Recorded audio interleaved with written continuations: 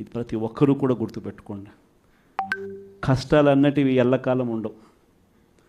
ఎవరికి ఏ కష్టం వచ్చినా కూడా నా కథ గుర్తు తెచ్చుకోండి. 16 నెలలు నన్ను జైల్లో పెట్టినారు. నా మీద కేసులు వేసింది కూడా మళ్ళీ ఎవరో కాదు, అటు కాంగ్రెస్ ఇటు తెలుగుదేశమే. నా పిటిషన్లో ఎవరు పిటిషనర్స్ అంటే అటు కాంగ్రెస్ ఎమ్మెల్యేలు ఇటు తెలుగుదేశం పార్టీకి సంబంధించిన నాయకులు. కేవలం రాజకీయంగా ఎదుగుతున్నాను అని ఒకే ఒక కారణంతో దొంగ కేసులు బనాయించారు. 16 నెలలు జైల్లో పెట్టారు. కానీ ఏమైంది? బయటికి రాలా? ముఖ్యమంత్రి కాలా?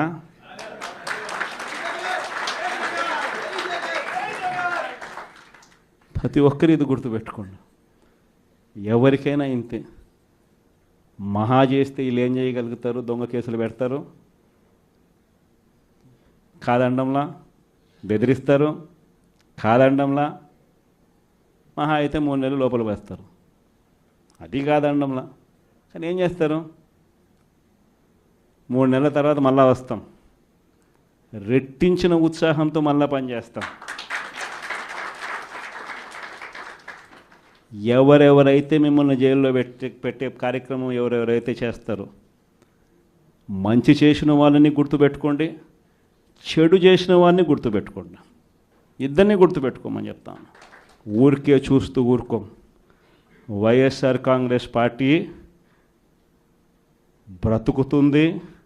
వైఎస్ఆర్ కాంగ్రెస్ పార్టీ ఈ రాష్ట్రాన్ని ఏలుతుంది అని కూడా సందర్భంగా చెప్తాను. మరో 30 సంవత్సరాలు ఏళ్తామని కూడా ఈ సందర్భంగా కూడా మరి గట్టిగా కూడా చెప్తాను. కాబట్టి ఎవ్వరూ కూడా వైఎస్ఆర్ కాంగ్రెస్ పార్టీకి సంబంధించిన ఏ కార్యకర్త వెంటికి కూడా పీకలేడు అని చెప్పి కూడా ఈ సందర్భంగా చెప్తాను. ఇది ప్రతి ఒక్కరూ గుర్తుపెట్టుకోండి. ఒక్కటే గుర్తుపెట్టుకోండి, ఈసారి జగనన్న 2.0 కొంచెం వేరుగా కూడా ఉంటుంది.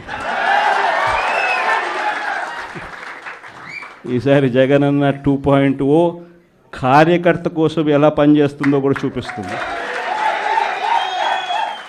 ఇది మాత్రం నేను ఖచ్చితంగా చెప్తా ఉన్నా. ఎందుకనంటే జగనన్న 1.0లో బహుశా కార్యకర్తలకి నేను అంత గొప్పగా బహుశా చేయలేకపోయి ఉండొచ్చేమో. ప్రతి పథకము ప్రతి విషయంలోనూ కూడా మొట్టమొదటిగా ప్రజలే గుర్తుకొచ్చారు. ప్రజలకు మంచి చేయడం కోసమే నా టైం కేటాయించా, నా తాపత్రయపడ్డా, ప్రతి విషయంలోనూ దానికోసమే అడుగులు వేశా. కానీ జగనన్న 2.0కి వచ్చేసరికి మాత్రం చంద్రబాబు నాయుడు కార్యకర్తలకు పెడతా ఉన్న ఇబ్బందులు చూసా, కార్యకర్తలు పడతా ఉన్న అవస్థలు చూసా, కార్యకర్తలు పడతా ఉన్న బాధను గమనించా. వీళ్ళ కోసం గట్టిగా మీ జగనన్న ఉంటాడని సందర్భంగా గట్టిగా చెప్తాను.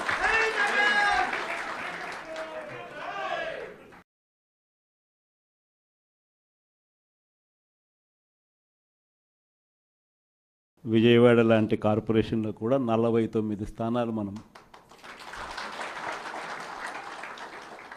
అప్పట్లో గెలిస్తే తెలుగుదేశం పార్టీ కూటమి వీళ్ళకు వచ్చిన స్థానాలు 14,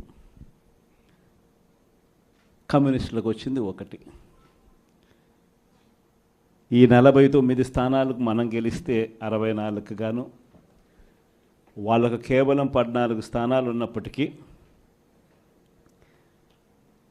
ఎన్నికలు అయిపోయిన తర్వాత రోజు నుంచి రకరకాల భయాలు, రకరకాల ప్రలోభాలు అదే పనిగా పెడుతూ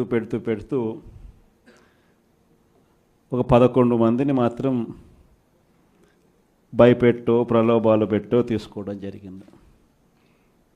అయినప్పటికీ 38 మంది నిఠారుగా నిలబడ్డారు అని చెప్పడానికి గర్వపడతాను. ఎందుకు ఈ మాట చెప్తా ఉన్నాను అని అంటే దానికి కారణం కూడా ఒకటే. ఇన్ఫ్యాక్ట్ ఏ కార్పొరేషన్ చూసుకున్నా, ఏ మున్సిపాలిటీ చూసుకున్నా, రాష్ట్రంలో ఉన్న ఏ జెడ్పీటీసీ పరిధిలో ఉన్న ఏ మండలం తీసుకున్నా, అటు ఎంపీపీలైనా కానీ అటు జెడ్పీటీసీలైనా కానీ సర్పంచ్లైనా కూడా ఏది తీసుకున్నా కూడా ఎన్నికలు అయిపోయిన తర్వాత 3 సంవత్సరాల తర్వాత లోకల్ బాడీ ఎన్నికలు జరిగితే అటువంటి ఎన్నికల్లో ఈ రకమైన రిజల్ట్స్తో రాష్ట్రమంతా క్లీన్ స్వీప్ చేసిన పరిస్థితి వైఎస్ఆర్సీపీ ప్రభుత్వం, మన ప్రభుత్వం. అంటే ప్రజల్లో ఏ రోజైనా కూడా తలెత్తుకొని పోగలిగాం.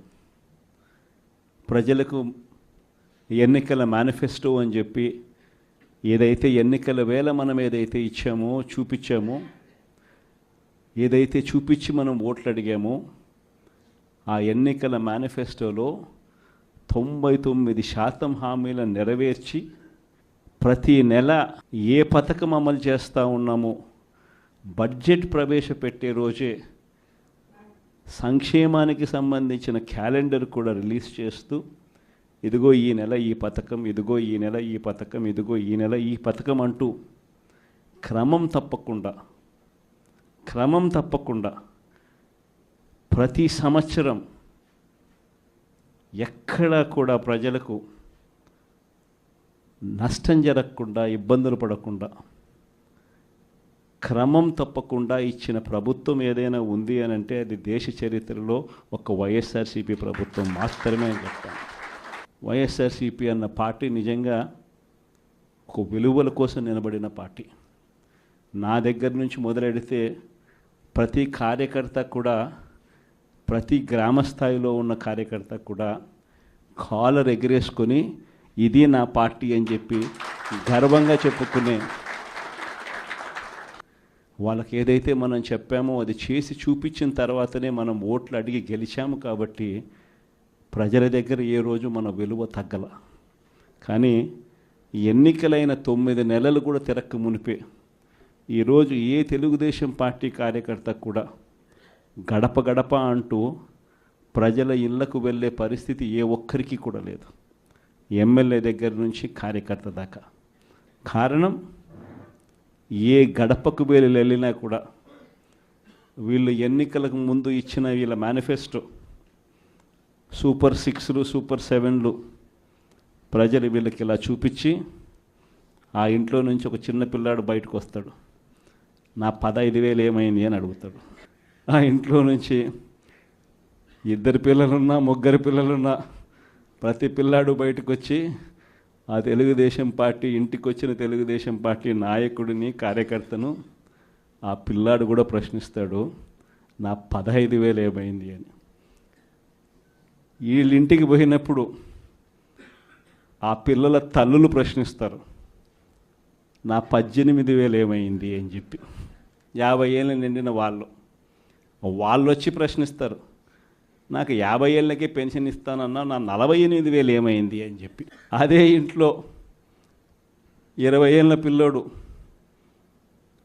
ఆ పిల్లాడు వచ్చి ప్రశ్నిస్తాడు, నాకు నెలలన్నా 3,000 ఇస్తానన్నా 36,000 ఏమైంది, నా 36,000 ఏమైంది అని.